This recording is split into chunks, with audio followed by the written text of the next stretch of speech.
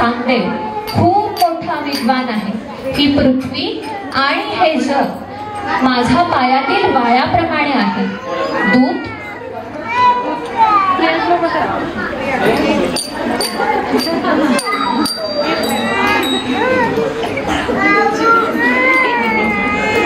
आपल्या गावात एक लहान बालक आहे.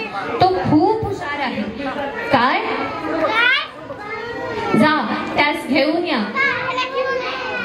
चांगदेवांचा निरोप घेऊन दूत माऊलींकडे येतात. प्रणाम माऊली, आमच्या महाराजांनी आपणास बोलावले आहे. अतिशय विनम्रतेने माऊली त्यांचा नकार दर्शवतात. दूत महाराजांकडे परततात. महाराज ते येण्यास तयार नाही.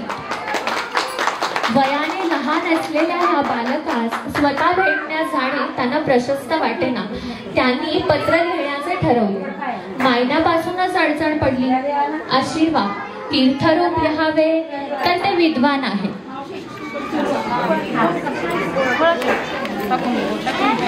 सप्रेम नमस्कार म्हणावे तर ते बालक आहे. नमस्कार म्हणावे तर ते बालक आहे.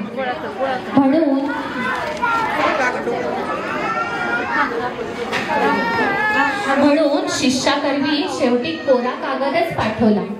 तेव्हा मुक्ताबाई म्हणते, 1400 वर्ष तपश्चर्या करून चांगदेव कोरा तो कोराच राहिला. पण ज्ञानेश्वरांच्या मते चांगदेव कोरा म्हणजे शुद्ध आहे, उपदेशास योग्य आहे असं समजावून ज्ञानेश्वरांनी पत्राला उत्तर म्हणून 65 ओव्या लिहिल्या आणि तीच ही चांगदेव 65. नाना बोधाची सोयरिके साचपण जेणे एके, नाना कल्लोळ माळिके पाणी जेवी.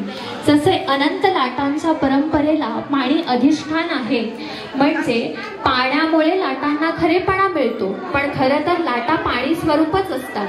तसं चांगदेवा या विश्वात ज्ञान अनंत लाटांनी पसरलेले आहे. ज्ञानाचे विषय अनंत आहे. एका मर्त्य देहाला हे जाणून घेता येईल का?